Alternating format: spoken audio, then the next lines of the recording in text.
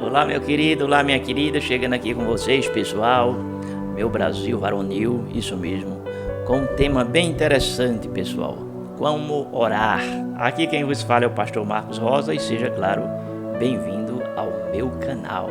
Antes do tema, pessoal, do assunto aqui, eu queria pedir para vocês assinar o canal e ativar também as notificações. Eu ficaria muito feliz se você assim fizesse. Em Mateus 26:44 diz o seguinte: E deixando-os de novo, foi orar pela terceira vez, dizendo as mesmas palavras.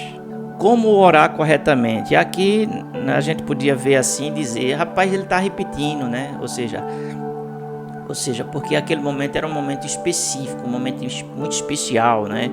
Jesus ficou insistindo ali, mas ele não foi atendido, né? Mas ele já sabia o propósito, já sabia da sua missão, já sabia o início, meio, fim e, claro, ele permaneceu firme para cumprir aquilo que, né, já se havia, digamos assim, sido determinado durante séculos e milênios, né? Ele estava consciente da sua missão. Pessoal, não existe, em relação à posição, não existe uma posição assim que a Bíblia ela diga que você tem que orar de joelho, tem que orar sentado, deitado, em pé, ou de cócoras, enfim, não é? Também não existe uma questão de horário, né? Você tem que orar, né, na hora tal. Você fica livre para escolher, né, o seu horário, né? Claro que orar de joelho é uma tradição nossa, a gente ainda ora de joelho, né?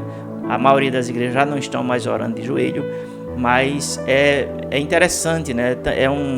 É uma postura que denota dependência, humilhação, assim, entende? Coisa desse tipo.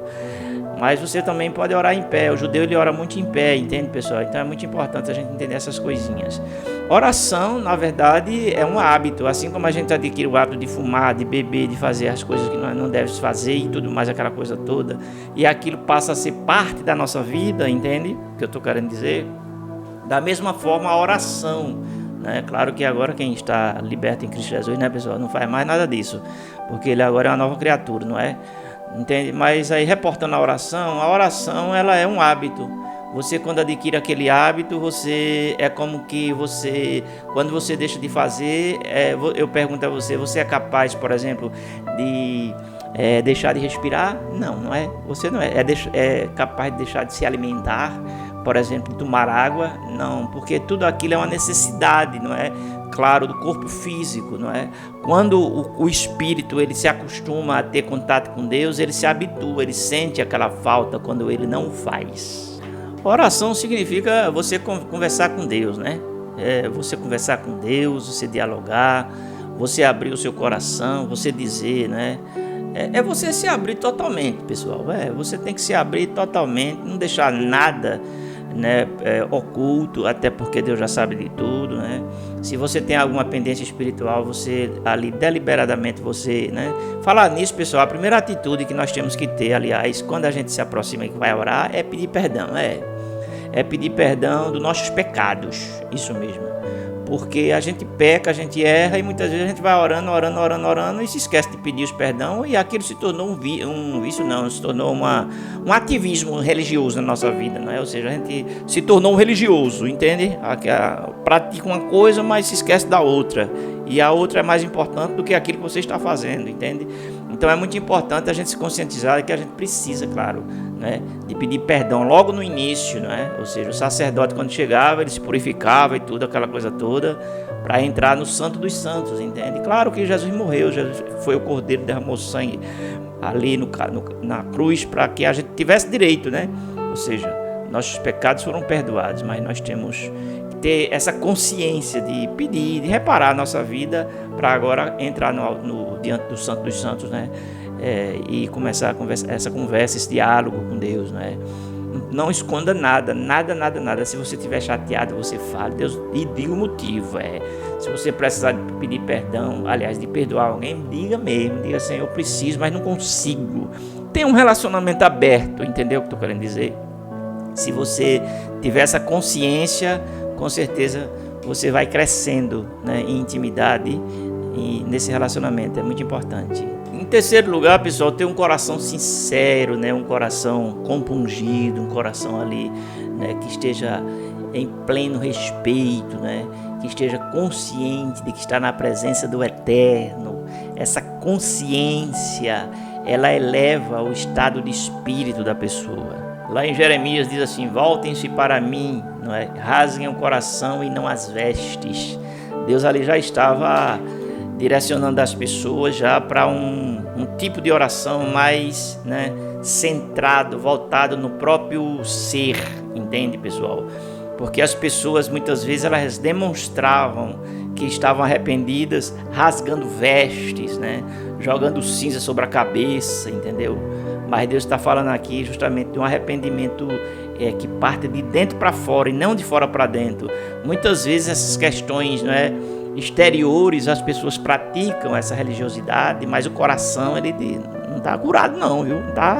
O coração não está restaurado, não está curado, não está transformado, não está liberto, não está vacinado contra o pecado, entende, pessoal? Mas aí o que acontece? É bom a gente ter essas observâncias, porque aqui Deus fala: rasguem o coração e não as vestes.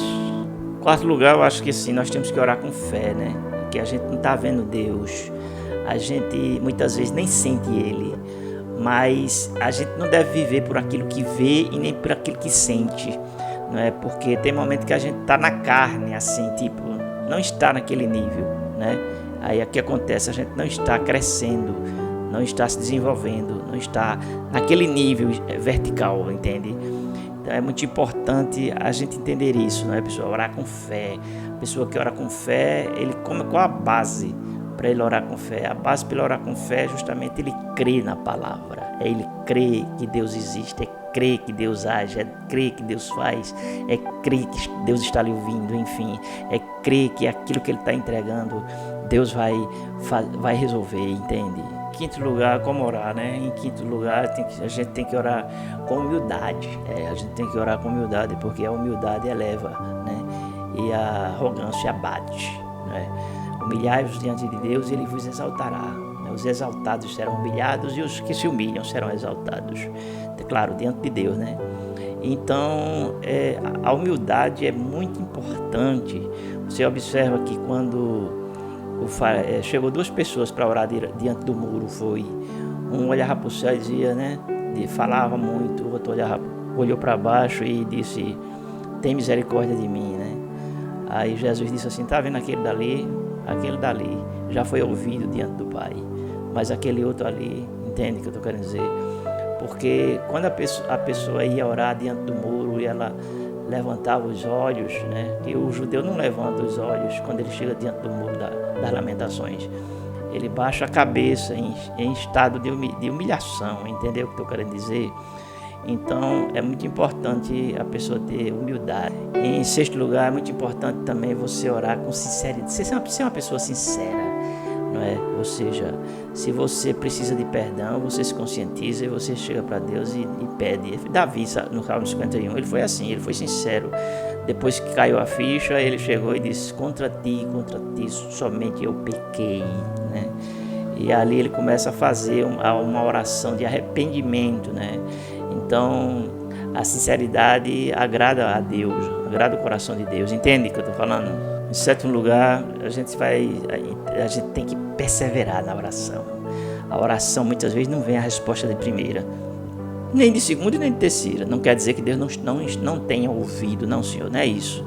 Mas muitas vezes há uma necessidade de perseverança, né? Ou seja, as pessoas que perseveram geralmente são as pessoas que obtêm vitória, né? E a oração hoje caiu muito nas igrejas, caiu muito na igreja de uma forma geral, né?